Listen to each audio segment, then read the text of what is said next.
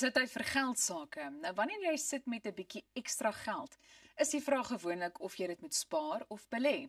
Wel, Thys gesels nou met Rian Grobler van Everest Wealth om die vraag te beantwoord. Wel Rian, absolute voorreg soos altyd my vriend.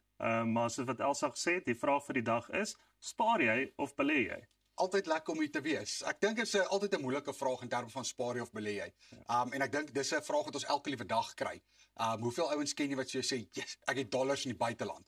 En dan vra jy vir hom, maar spaar jy dit of belê jy dit? Dan weet hy glad nie wat om vir jou te antwoord nie. Want op die einde van die dag is, as jy dollars in die buiteland het en hy lê net daar in 'n bankrekening, dan spaar jy in terme van dollars.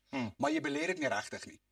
So jy kry net daai wisselvalligheid tussen wat jy om ingekoop het en wat hy tans verkoop kan word. Waar aan die belê kant is ja, jy vat dit uit die land uit, maar hy's ook op die markte daai kant. So jy kry jou groei in die portefeulje in terme van dollar groei, maar ook daai wisselvalligheid om sê luister jy het 'n dollar ingekoop vir R16, jy kan hom nou verkoop vir R18.30. So ek dink dit is wat mense baie moet gaan kyk en besef en sê ja, dis lekker om te sê ek het geld in die buiteland, maar spaar jy dit of belê jy dit actually om vir jou te werk en groei te gee? So dan word kom ons gaan met daai vraag. So as jy geld in die bankrekening lê, so is bank wat saam beleggings of dan nou deposito's risikovry? Nee, ek dink nie baie mense besef dit nie. So as jy gaan kyk is hoeveel mense het bankdeposito's.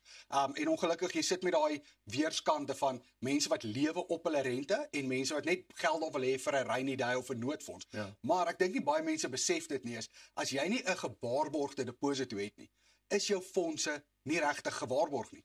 Die Reservebank het laas jaar in 2024 het hulle eers 'n wetgewing ingebring om te sê, sou jy meer as R100,000 in jou spaarrekening hê, net jou eerste 100,000 by daardie spesifieke bank is gewaarborg deur die Reservebank. Sure. So sou daai bank vou, soos wat met banke gebeur het in die verlede, dan enigiets oor 100,000 is jy nie voor verseker nie. So jy moet ook baie versigtig wees om te sê, luister, wil ek 2, 3, 4, 500,000 rand net op 'n 7 dag of 'n 30 dag rekening hê, of vertrou jy jou bank so om te sê, ag nee, moenie worry, my bank gaan nie vou nie. Dan moet jy begin gaan besef, luister, is jy op die regte pad of is jy net naïef? Weer 'n bietjie fynskrift, nee, wat jy moet gaan nalees. Presies. Voordat jy daai deposito maak, natuurlik is vra net 'n bietjie wat se fynskrift. En natuurlik, wat is die belastingimplikasies rondom gewone, kom ons sê, spaar en natuurlik beleggings? Ja, kyk jy, as ons gaan kyk is in terme van spaar, baie mense sê, en dit is waar ons elke liewe jaar op belastingsseisoen kry ons dieselfde, ek wil amper sê trane dal, wat mense sê, maar luister, ek het R100,000 rente gekry, maar ek moet X bedrag oorgee vir SARS. Want onthou, rente is net die eerste gedeelte, op as jy onder 65 is R23,800 of R34,500 wat vrygestel is. Daarna word alles by jou belasbare gedeelte geplaas. So as jy nog 'n werkende persoon is, kom ons sê jy is op 'n 35 of 'n 41% tax bracket, dan word jy fisies belas teen 41% op daai geld. So dan stoot hy jou in 'n hoër belasting bracket het en dan betaal jy meer. So jy moet altyd daai komponent gaan sê, maar luister, waarvoor is my fondse? Gebruik wat aan jou toegegee word in terme van kapitaalwinsbelasting wat jy kan aftrek en kry van jou rente. So rente op die einde van die dag is steeds belasbaar as dit bo daai kerf gaan. Dit is nie net verniet en iemand wil sê jy hoef nie te bekommer nie, is belastingvry. Dit is nooit belastingvry nie. Daai kundigheid is altyd belangrik. As 'n mens gaan kyk na byvoorbeeld risiko vat ook op beleggings, gaan dit baie keer hand aan hand met opbrengste en dalk 'n voorbeeld of twee?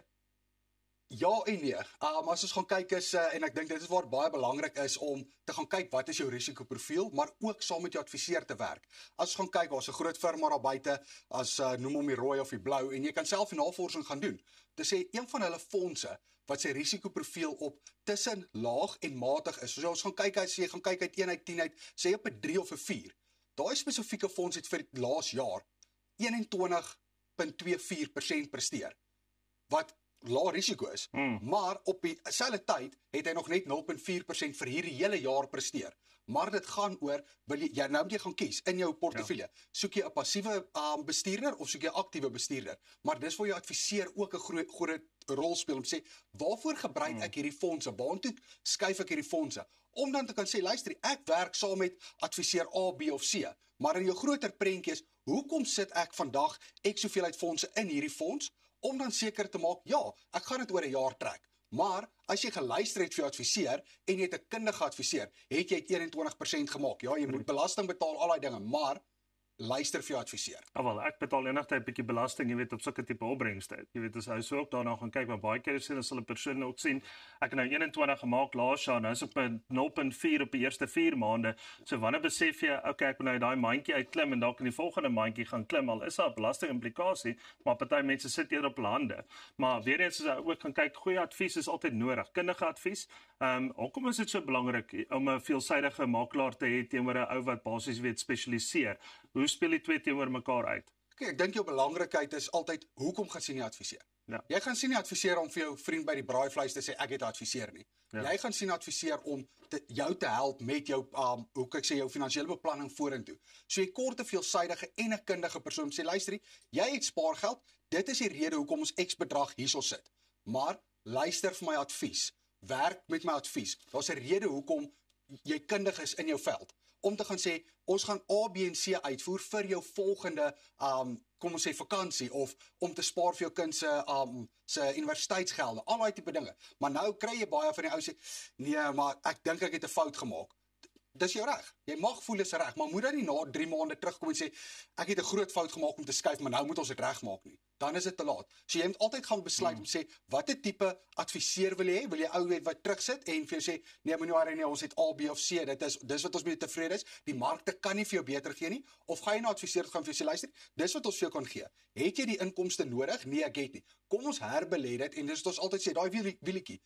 Een belegging kan jou volgende betaal, die volgende betaal, maar luister vir jou adviseer as jy sê luister, die is nou klaar, ons moet na die volgende bateklas toe skuif of na die volgende belegging toe om vir jou stabiliteit in jou portefeulje te sit, laat jy nie in 'n kwessie van 21% in 'n jaar kry en jou volgende jaar kry jy dalk net 1% nie. Ja, net vir die kykers 20 sekondes, wat maak Everest Wealth dan so uniek? Ek dink is alternatiewe manier van advies gee, om te gaan kyk wat het jy en hoe kan ons jou selfe portefeulje bestuur, maar in verskillende bateklasse op 'n alternatiewe manier. En dan ek dink wat ons heeltemal uniek maak is ons saamgestelde portefeulje wat in elke sektor belê is, maar maak nie saak, volatiliteit word bestuur en ons geld al vir die laaste 8 jaar dubbelsyfers. Wel, dit is dit vir Rian vanoggend en natuurlik ook na jou toe Elsa en die kykers kan altyd kontak maak met Everest Wealth na hulle webtuiste toe of SMS die woord belê na 45906 terme en voorwaardes geld en SMS koste.